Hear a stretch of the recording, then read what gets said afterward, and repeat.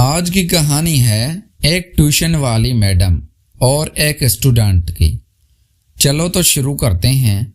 میرا نام ثنا ہے اور میں 21 سال کی خوبصورت لڑکی ہوں۔ میں اپنے گھر میں ٹیوشن پڑھاتی تھی۔ مجھے اپنے ایک اسٹوڈنٹ سے پیار ہو گیا۔ یہ واقعہ ان دنوں کا ہے جب میری شادی نہیں ہوئی تھی اور میں میٹرک کے امتحانات دے کر فارغ ہوئی تھی اور میری جوانی مکمل عروج پر تھی، اور میرا بھی جوانی نے بہت برا حال کیا ہوا تھا۔ اوپر سے میرے گھر کا ماحول بہت سخت تھا کہ میں باہر منہ مارنا مشکل اور ناممکن تھا۔ ایک دن میں نے سوچا کہ کیوں نہ گھر پر ہی ٹیوشن سینٹر کھول دیا جائے، پھر اپنے اسٹوڈنٹ کے ساتھ سب کچھ کیا جائے، اس طرح کہ کسی کو شک بھی نہیں ہوگا، کیونکہ اس عمر کے لڑکے ایسی باتوں میں بہت زیادہ دلچسپی لیتے ہیں اور وہ ایسی باتوں کو کسی کو بھی نہیں بتاتے، اور گھر والے بھی آسانی سے مان جائیں گے۔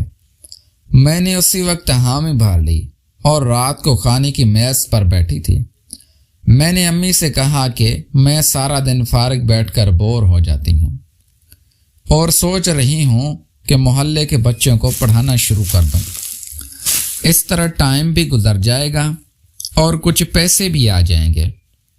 اس بارے میں والدین بھی بہت خوشی سے مان گئے۔ کچھ دن بعد میں نے اسی محلے میں ٹیوشن سینٹر کھول لیا اور گھر گھر جا کر پوسٹر سب کو بانٹ دیے، اور دیکھتے ہی دیکھتے میرے پاس کافی بچے آ گئے، جن میں زیادہ تعداد لڑکوں کی تھی۔ آگے میرا کام تھا کہ کس طرح لڑکوں کو پٹایا جائے۔ ان سب کے ساتھ میرے اندر ایک خوف بھی تھا کہ کسی کو پتہ نہ چل جائے، ورنہ میرا سارا راز کھل جائے گا۔ اس لیے ہر قدم سوچ سوچ کر رکھا، کیونکہ میں جلد بازی میں کوئی بھی کام نہیں کر سکتے تھے۔ یوں میں نے پڑھانا شروع کر دیا، اور لڑکوں میں مجھے جاوید بہت پسند آیا۔ تعارف بیان کروں تو وہ 7ویں جماعت کا طالب علم تھا اور خوبصورت اور لمبا تھا۔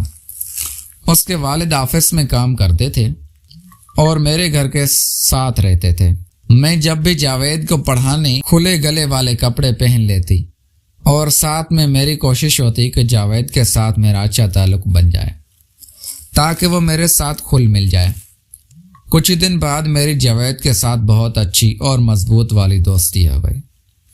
ایک دن میرے والدین کو گاؤں کے کسی کام کے لیے جانا پڑا اور میں نے جانے سے انکار کر دیا تو وہ چلے گئے، اور ایک دن چھٹی سے فارغ ہوئی تو جاوید کو اپنے پاس بلا لیا اور کہا کہ جاوید تم رک جاؤ، مجھے تم سے بات کرنی ہے۔ جاوید نے ہاں میں سر ہلایا، اور اس طرح کے خیالات میرے دماغ میں گھوم رہے تھے، اور سب بچے اپنے گھر چلے گئے۔ جاوید تو میرے پاس تھا۔ جاوید نے بولا، جی میڈم، کیا کام ہے؟